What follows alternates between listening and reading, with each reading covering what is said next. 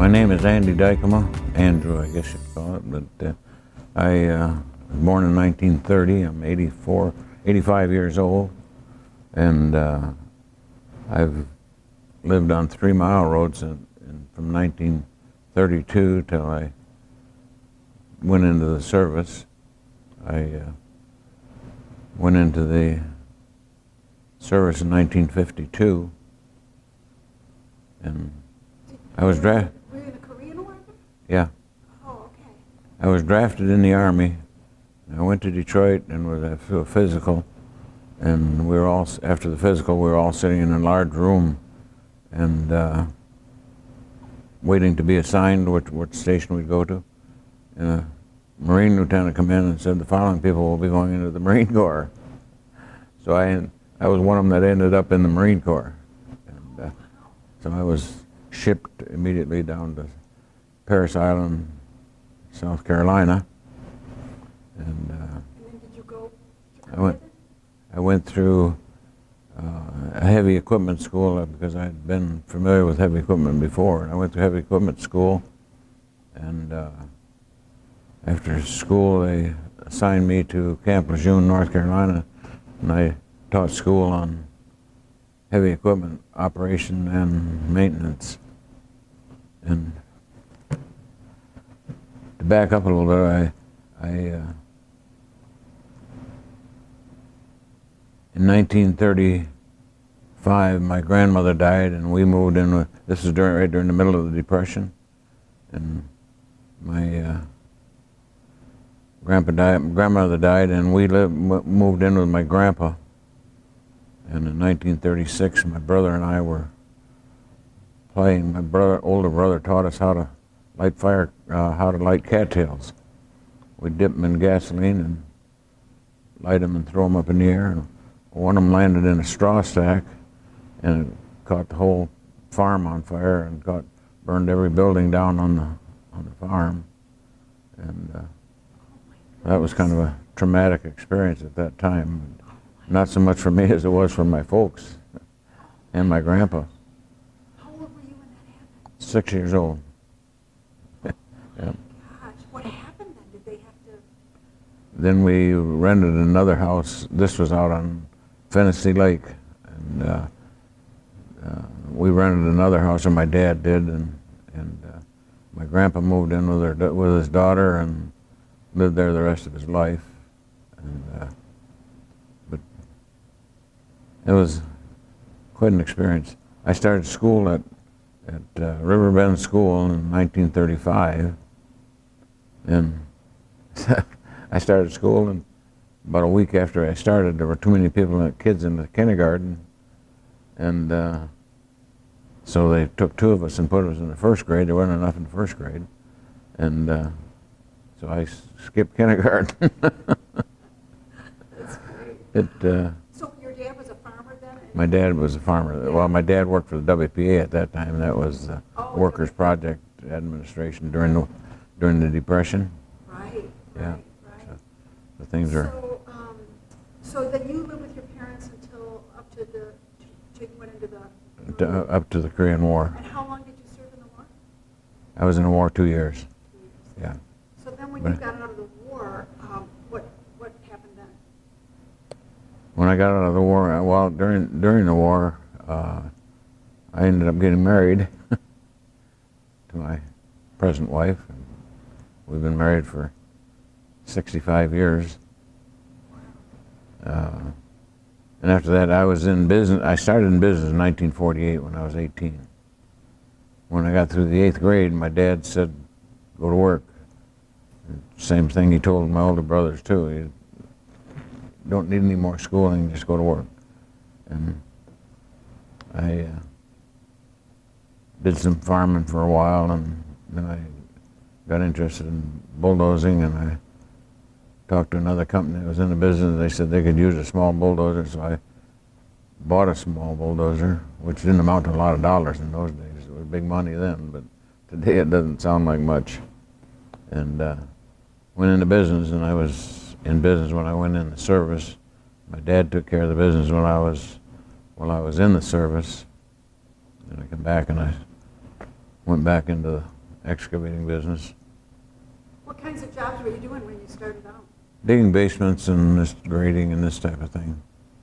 I'd go to the builders and find out whether they need somebody to dig their basements, and just work my way up into it. And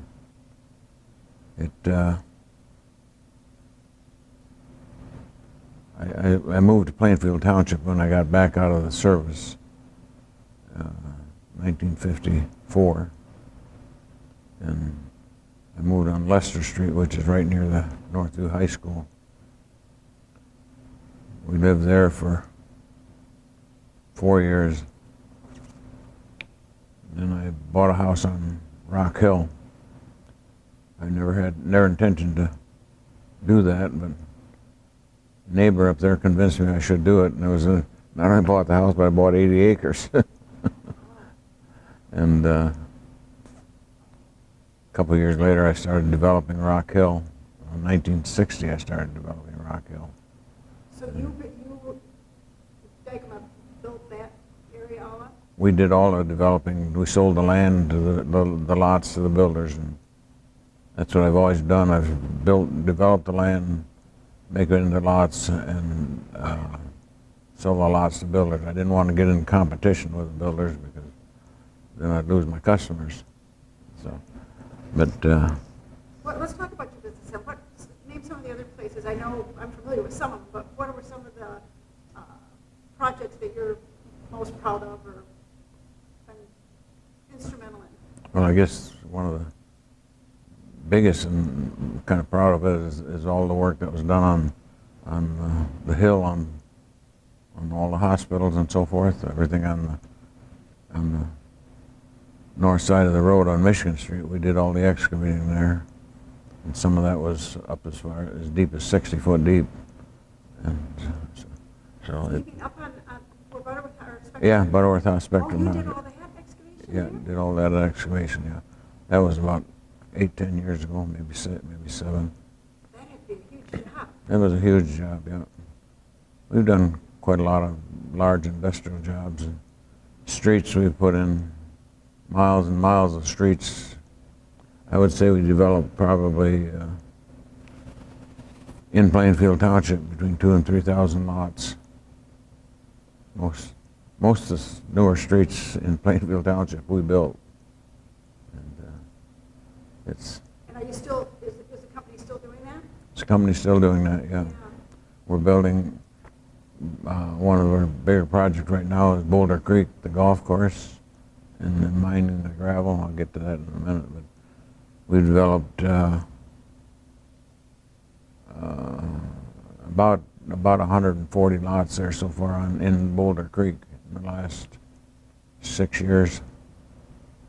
And there's another probably 300 lots left to develop. And all along the river there too, right? Yeah, all along the river. We moved Canonsburg Road.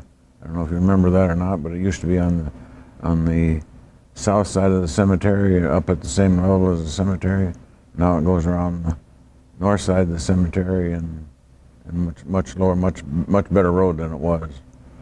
And we took where the road was in that area and developed that into the preserve, the lots that are there. How did you have to work with the county, or how did you? Oh yeah, you have to work. Reroute that road? You have to work with the county and the township and engineers, and a little of everybody, DEQ. But they could see that it would end up being a better road, and they worked with us on it. We did all the grading and graveling and everything, and they paid for the paving, and but it made a much better road out of it. Yeah. How big was the hill when you took the hill down? What kind of a job was that, taking that hill down?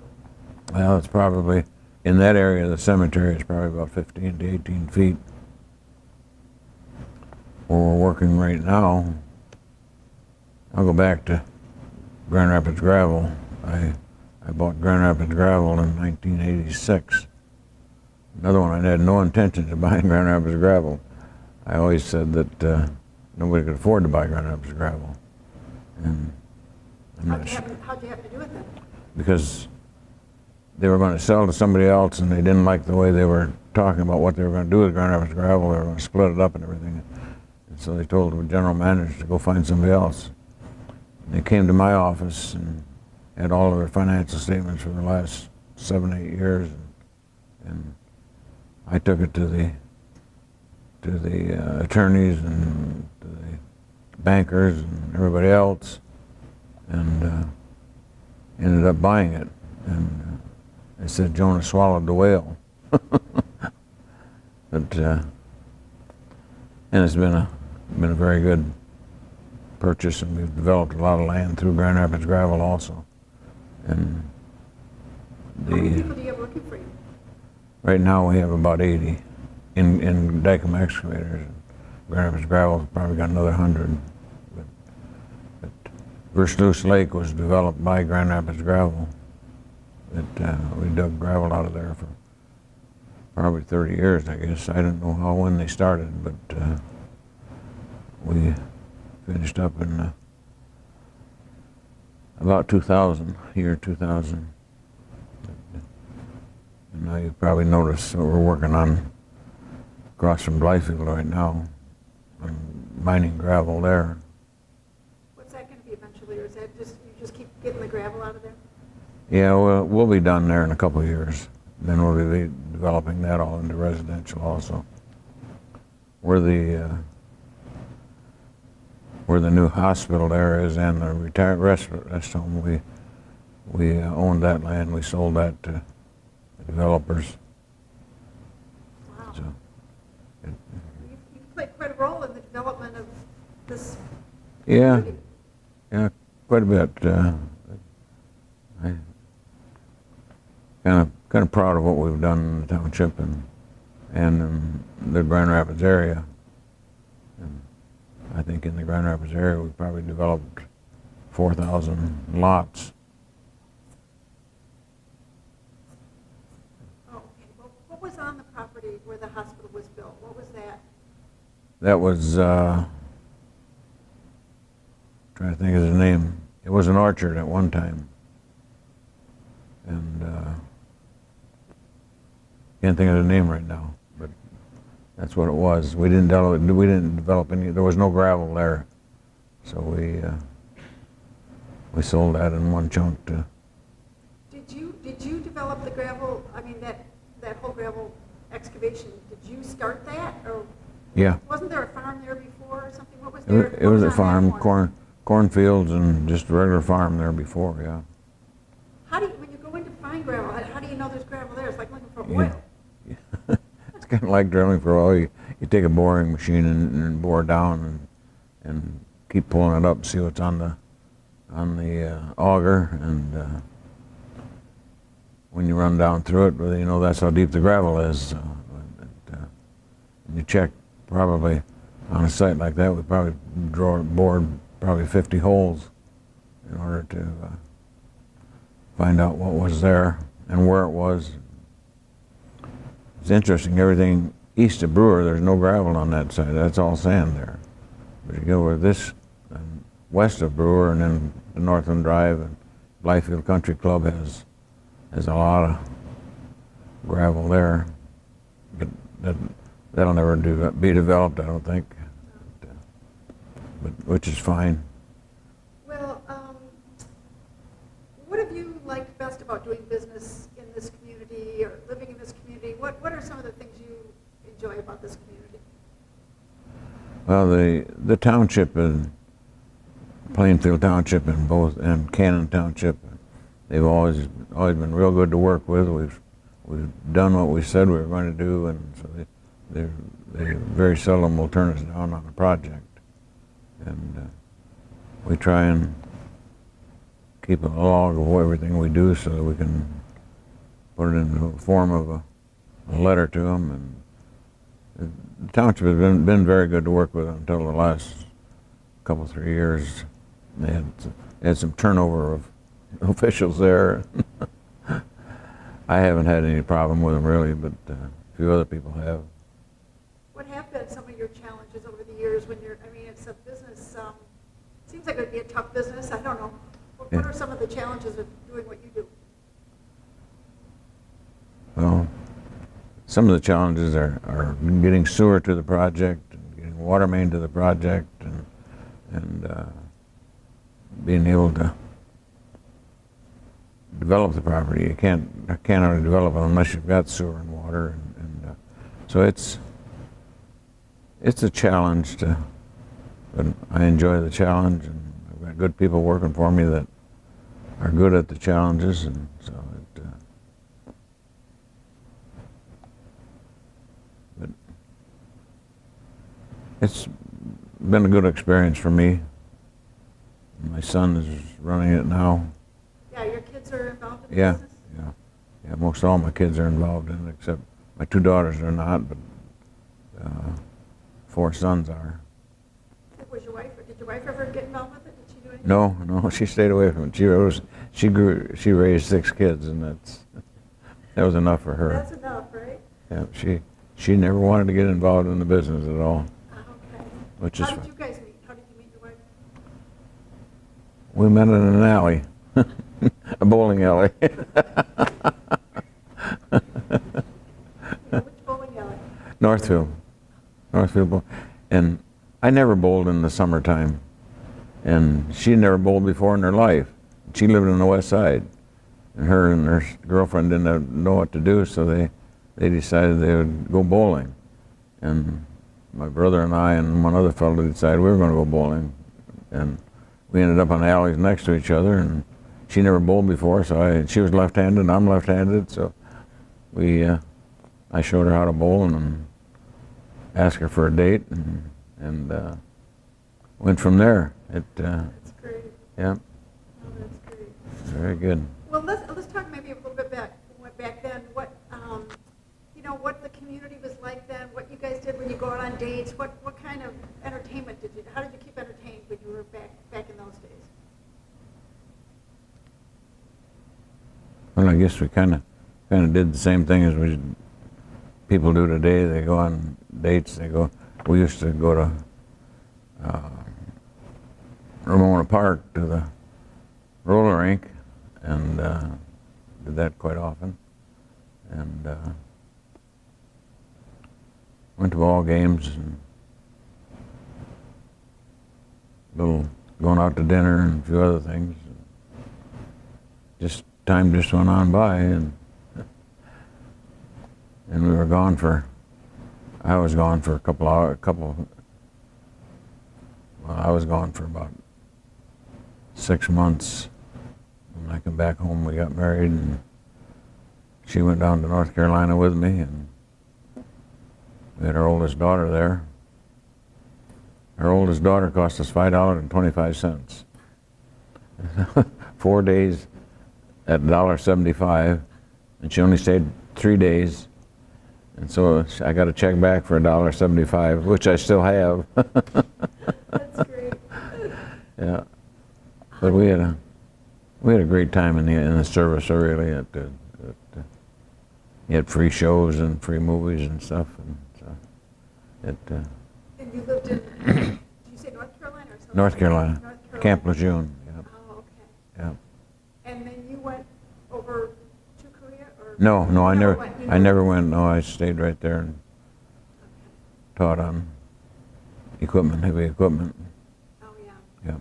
And that's how, so I just want to ask you this, Blue, I wanted to know if you ever went to the plantation. You know what the plantation was? Yeah, I think I only went there about 2 or 3 times in my life, and it was on Plainfield, right by 5 Mile Road, and they tore it down. What was it, a dance place or something? It was a dance hall and Oh, bowling alley? bowling alley. Yeah,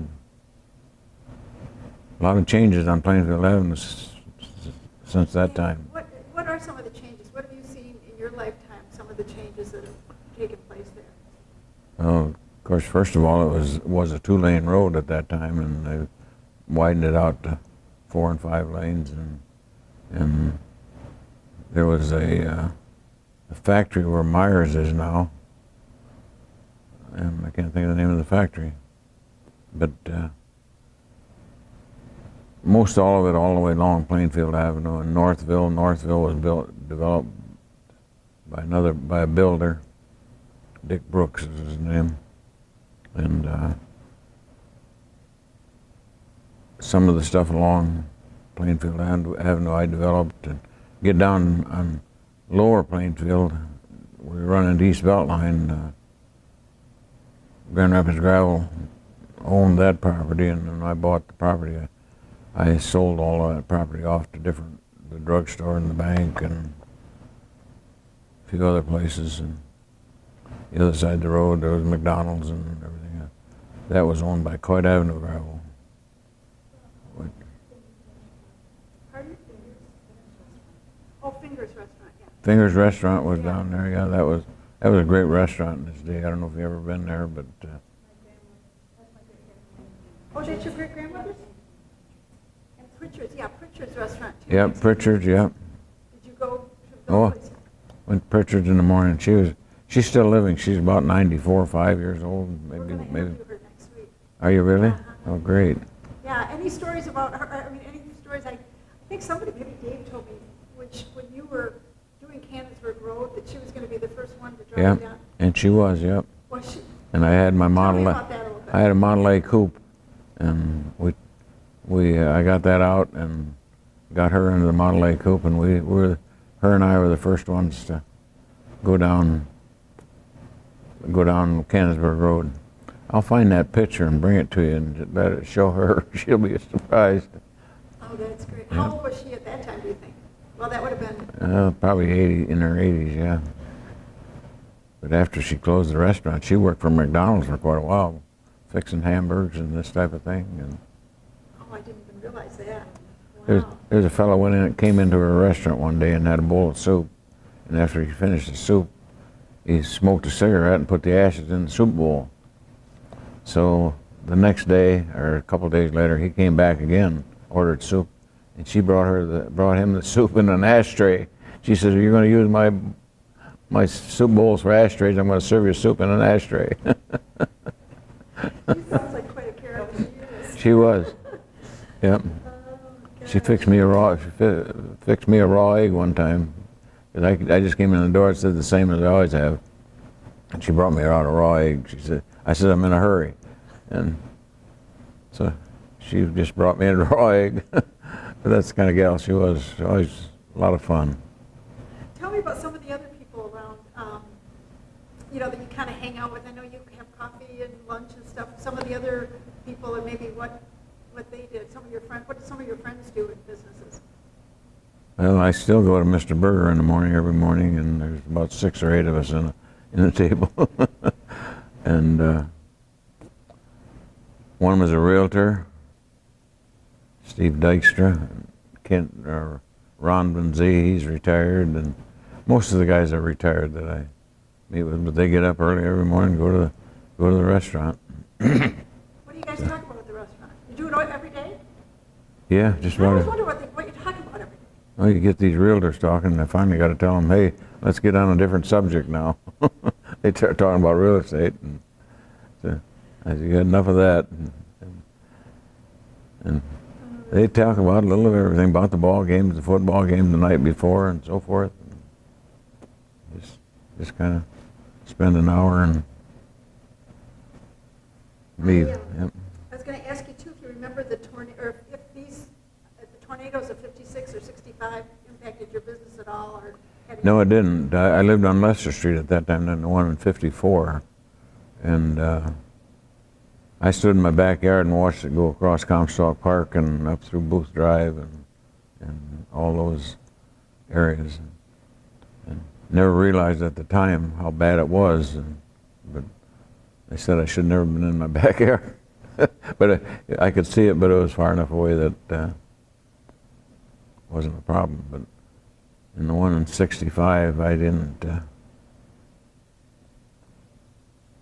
see that one at all, but I saw the results of it afterwards, or how many houses and everything else. I think there was one train too that got part of the cars got blown over. Mart Booth, I don't know if you would heard of Mart Booth, but Mart is actually celebrating his 98th birthday next week. But he had just built a new house, and the tornado blew it away, and he had to start all over again. But So none of your projects, you didn't have any building projects that no, were damaged? no, no. You're lucky, huh? Yeah, we were fortunate. Yep, Yeah. yep. Let's see here. Well, let's go back to your childhood a little bit. Okay. That fire, I'm sure, was probably the most vivid memory you had as a child. Yeah, I can still remember that. Yeah. Anything, what was your parents' reaction? How did everybody handle it? Really, my dad, my grandpa never talked to my dad till the day he died after that. But my dad was very kind to us, and because we were only, I was 6 and my brother was 8, and it was that night and for the next week. My uncle lived right next door, and we stayed there for a couple of days, and then we found another place to live. But make matters worse, where we moved in, there was a barn there, and that fall we had a thunderstorm, and lightning hit that barn and burned that barn down. And that day was the first day the farmer put the cows in the barn in the fall of the year, and wiped out 21 cows, which they didn't even know they were in there. My parents didn't. Oh, So, man. so it's kind of, you don't ever forget those things. I bet. Yeah. I bet. Yeah. What'd you do for fun when you were a kid? Did you play were you near the rivers at all? I, The rivers? I thought about that question, and I guess we kicked the can a lot. we didn't have balls and stuff to play with, so we'd take an old can and kick the can, and we went swimming. Tennessee Lake, we went swimming all the time in the summertime, but in the wintertime, I guess, went to school and didn't do too much other. I mean, it was sliding and everything, of course. Where'd you go to school? River Bend School. Oh, yeah, you said that. Yeah, yeah. River Bend, that's where I went for first couple of years, and then we moved. When we moved, then I went to one in Standale, can't think of the name of it right now. Then we moved back in 1940 back into our house on 3 Mile Road. Then I went to Huff School on Ball Avenue. Somebody tried to burn that down just a couple of days ago. Really? It's a church now, and it was in the Sunday paper, I think, that somebody broke into it and started a fire, but it went out. But Do you still see anybody that you went to Huff School with? Any friends from that era? yeah, Howard Davis and Howard's sister, and not too many other ones. There aren't too many other ones around here anymore, but John Statt. Of course, there weren't too big of classes there either. My sister in River Bend School, she was the only one in the 6th, 7th, and 8th grade. The only one? The only one. Oh, my gosh. How many kids were in your class? I don't remember anymore, not very many. There's only half a dozen. I know you had to go up to the front and sit on the bench, and teacher taught you. And so you only went to 8th grade, that's all the further you ever got? Did you ever go to anything beyond that No, later? no, that's as far as I went. You feel like that's held you, it didn't seem to hold you back much. No, I guess I had the desire to do things, and so sometimes I regret it, but Yeah. How old were you when you were teaching? You said you were when you were in the Marines. yeah, You were teaching other soldiers? yeah, I was 21 to 23. And it was quite an experience starting out, but I had gone through one of the classes before from listening to somebody else, so I knew, and I understood equipment more than anybody else in the class, I think, because I was in business for 4 years before I went into service. Well, you were pretty young though when you started your business. I was 18, yeah. Wow. been in business for 67 years, I think, something like that, 68. Well, you must have had a natural talent. And I still enjoy it. Oh, that's great. I don't stay there as long as I used to, but But you still go into the office? I still go into the office most every day, yeah. Go to the coffee shop first in the morning, then I go to the office and stay there and go to lunch and come back and probably leave around 3:30. Yeah. Perfect. Yeah. Let's see here. Anything about, were you in the, what'd you say about the Great Depression? How old were you when that was going on? Well, the Depression started in 1930 or 29. Yeah. And started pulling out of it in about 38 when the war started. Of course, we didn't join the war until 41, but I'd say 40, 41 is when we started recovering pretty well in the service. Because everybody was building Army equipment, Navy equipment, planes, and what have you. They didn't build any cars from 1941 through 1945. There were no cars built.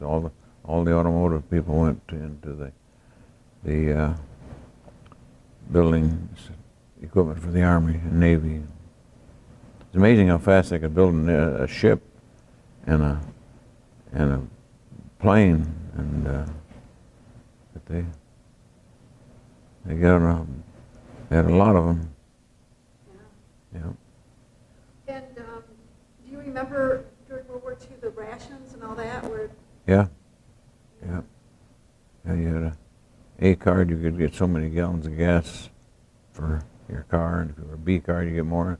C, if you were a farmer, you could get a C card. You could get all you needed then. But, so, yeah, I remember those cards. In fact, I think my sister still has one. My mother has saved it. And, so, Oh, wow. yeah. Well, given your role that you played in this community, what would you like to most be remembered for? What do you think you're known for, and what would you like to be remembered for? What would you like your legacy to be here? That I was honest and fair with everybody, and I think people have told me that they appreciate being honest. I never tried to cheat anybody out of anything, and I think for being, I guess I'd like to be remembered to being fair and honest, and this guy probably knows. Trying to think if there's anything else. You guys how did you get around when you were younger? Did you ride horses, or how old were you started driving? When did you get your first car, or how did you get around when you were young? I got my first license when I was 13. But I did ride horses when I was younger, and just as a sport. I used horses in the fields, and I wasn't big enough to pull a plow out of the field when I got to the end of the row, and my brother would run the horse and I would run the plow and make sure we didn't stop, because if we stopped, that plow wouldn't get out of the furrow. So. Now, what were some of your chores that you had to do on the farm?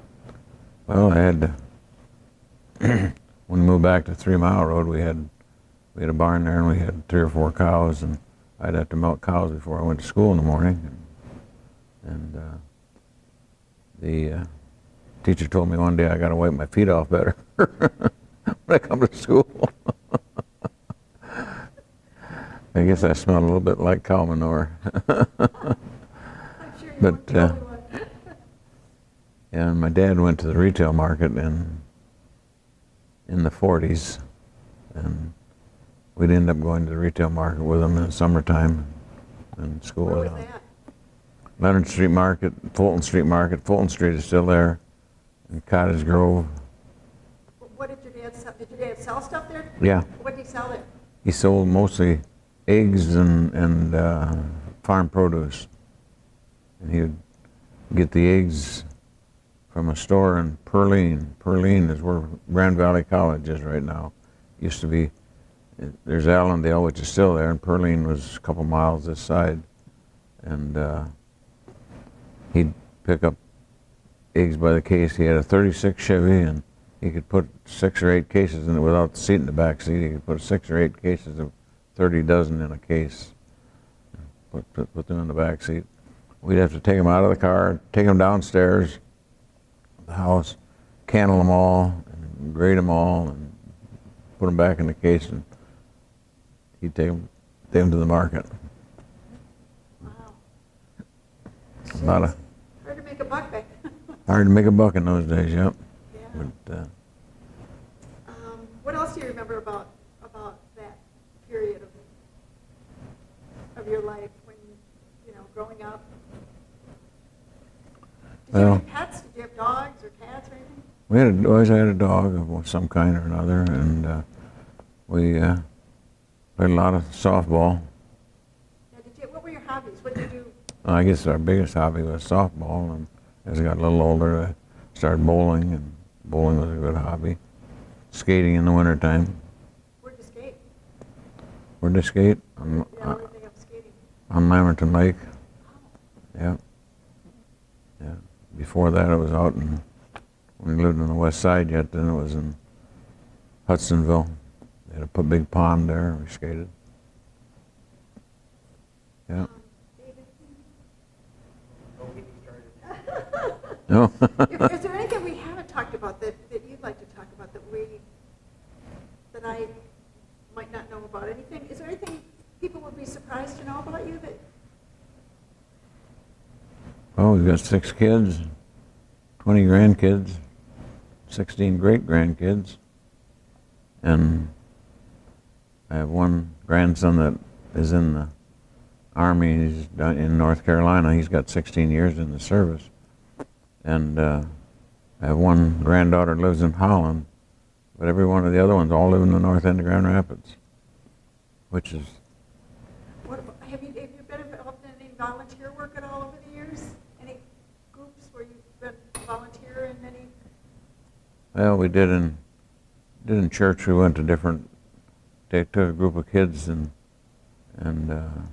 took them in North Carolina or Kentucky and worked for a week on a house, build a house for somebody, and that kind of stuff. Did you and your family vacation much? Did you go on trips at all when the kids were growing up, or did you stay mostly around here? Well, mostly around here. I bought a cottage on Bostic Lake, and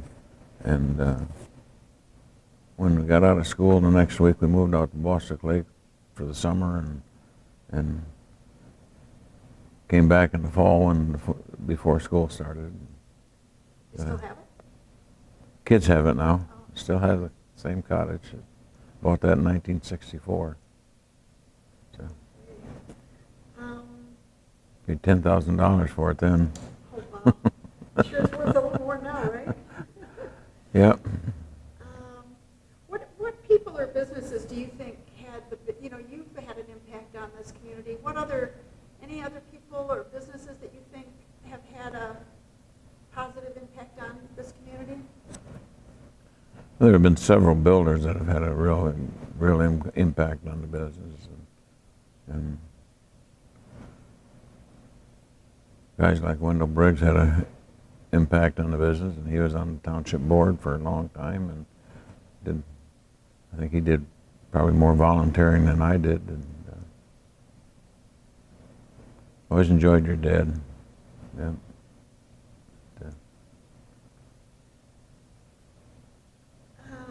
Let's see.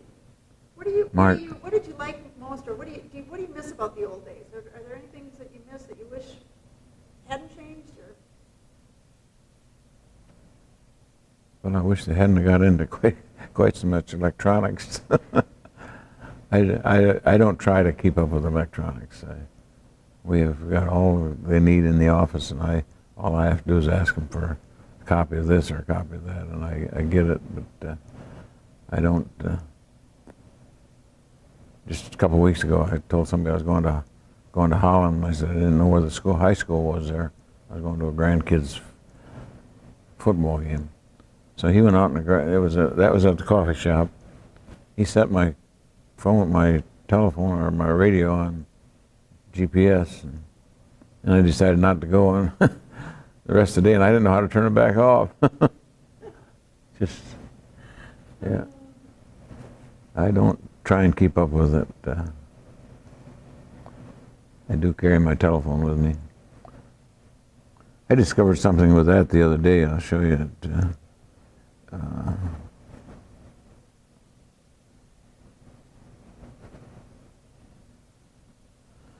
My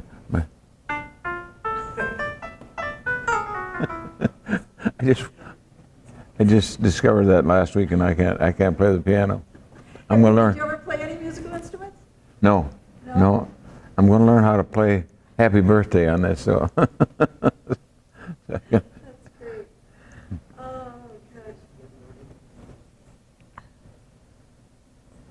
I've gone to Oakview Church since we started in 1957, and it's on Plainfield Avenue, right across from the mall, Oakview Community Church. I've been there ever since then, so it's been a good experience. Yeah. Did you get involved with anything else in the church? You took the kids down to North Carolina. Anything else? Any other activities that you did through church?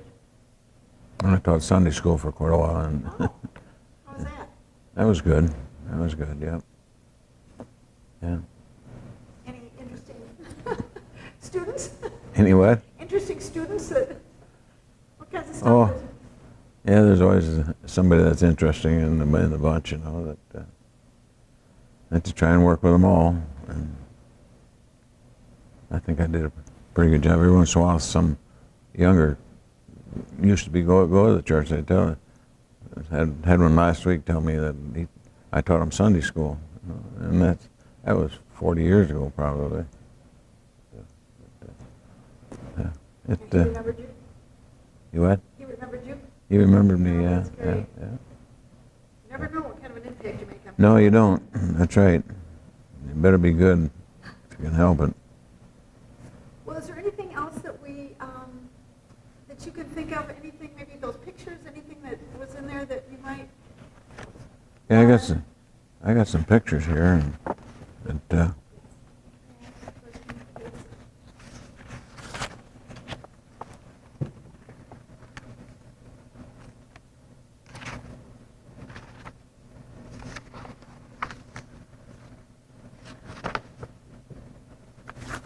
in fact, there's some that were taken just recently. These are, I showed you the one, but there's some of them are pictures of the old bridge. Can I ask a question? Yep. Andy, the picture showing up the hill from the bridge. Yeah. He lowered it? Yeah. You can see the one side how it used to be real high on both sides of the road. Yeah. What, you know what year, you remember what year it was they did that work and Lowering the lowered the hill and in the street itself, you mean? Or Upgrade Drive, you know where you, yeah. Yellow Byfield? Yeah. They put up that retaining, Oh, that was back in, boy, I'd say in the 60s or somewhere back in there, that far back. Yeah. Because that used to be the village of Plainfield, right there where you see those, on those pictures, you see some of those old buildings. That was the village of Plainfield. Oh, that's where the village of Plainfield was? Yeah. Oh, okay. Yeah, that was. And that letter explains a little bit of that. I don't know who the letter was to, but explained a little bit where the village of Belmont started and so forth. And How long Bly- did it take it, how big of a project or how involved was it to lower that hill? I mean, how long did it take? What were some of the, do you have any fun facts about that might be interesting to hear about?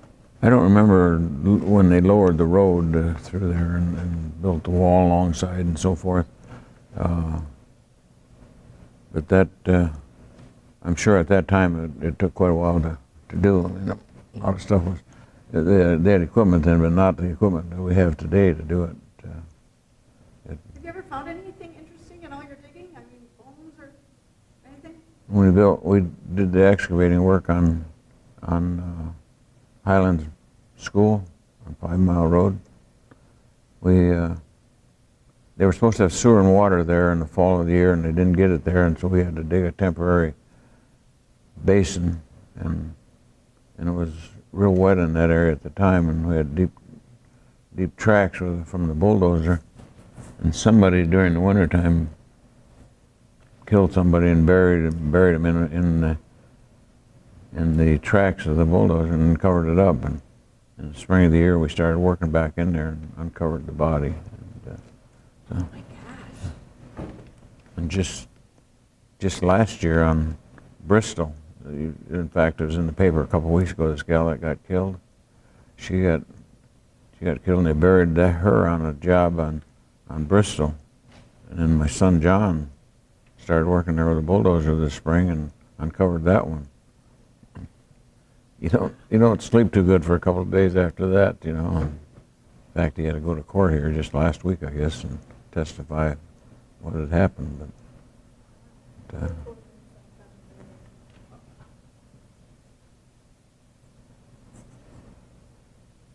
what are your brothers and sisters' names and maybe ages? How?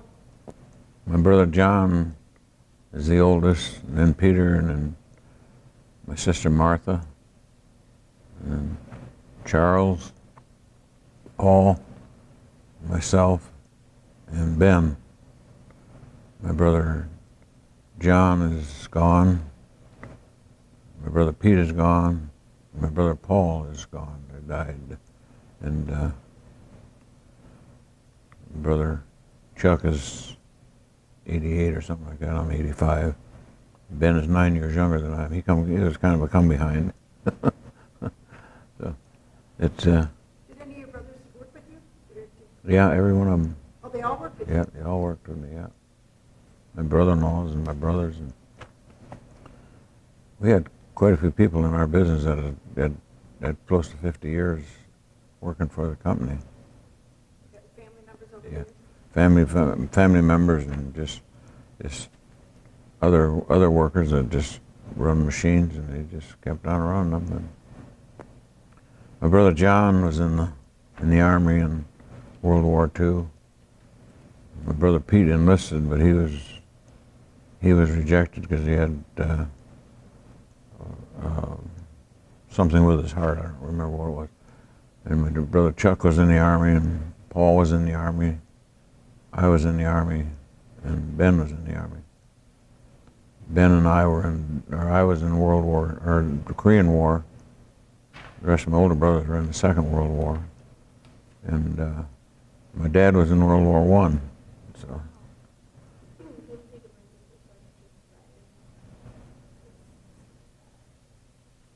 Building on the stilts. I think you and my boss Jack owned that building. Which one? The ones that we had to pour concrete Underneath? 8 foot down, 78 foot down, the drill Yeah. poured down to that level. Yeah, I just vaguely remember that, yeah. That was, I think you still own a building? You still own that building? It's an office building that sits right on the river? no, that belongs to Darryl Herwire. I remember that building, yeah. It's on piers. And One thing I forgot to ask you too is where your parents were from and what their names were, where they came from and when they settled in. my dad his name was John Dykema. He came from Groningen, Holland. He was born in 1893. His dad drowned in working on dikes. He drowned in 1895.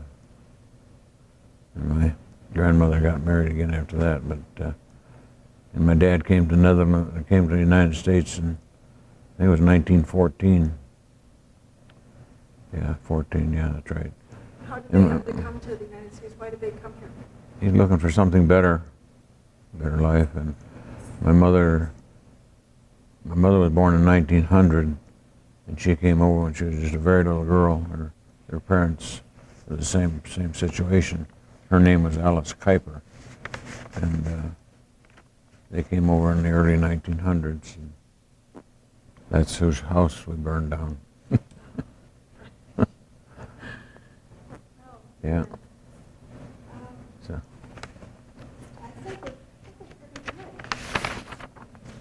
Unless there's anything, yeah, and look at your notes, see if there's anything that you did, that we didn't talk about that might be worth mentioning that.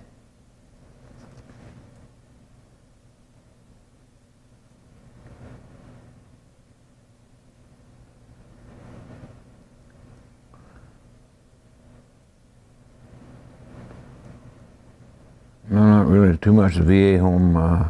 Any relationship there to any relatives? I have a couple of ex-workers that are living at the VA home. I think there's probably 3 or 4 of them, and the VA clinic there that has now moved from there to the south end by St. Mary's Hospital out there, and I and another fellow from Chicago own that building, and now we got an empty building. But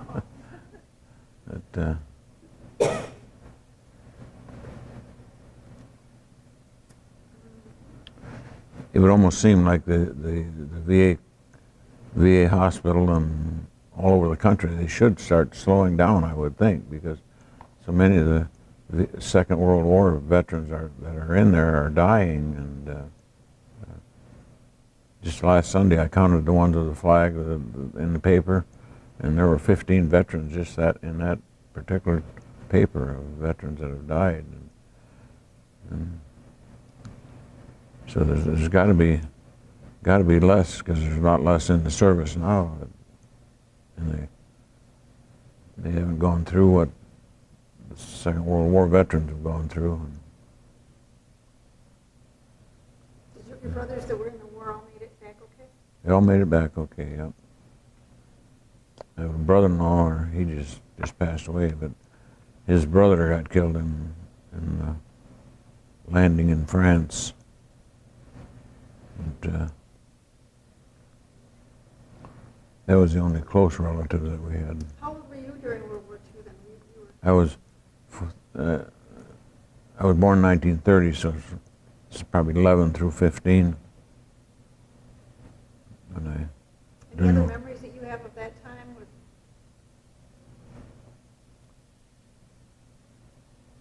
Just listening to the radio a lot.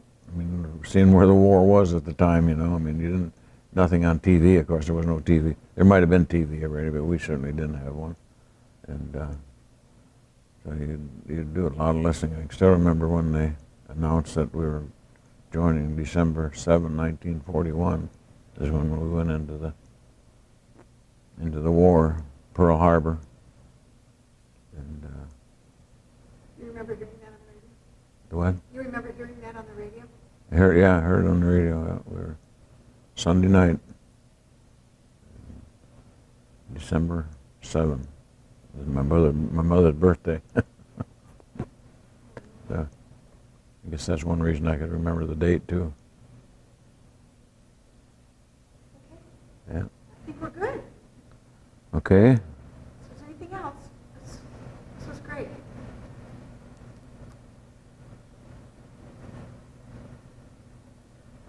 I'm just real happy that my family is all staying in North End of Grand Rapids. There are so many of them, you know, that one's in Kentucky and the other one's in Texas and one's in Alabama, and mine are all within, well, there's 4 of them live on Dean Lake. One in the north, one on the east, one on the west, and one on the south.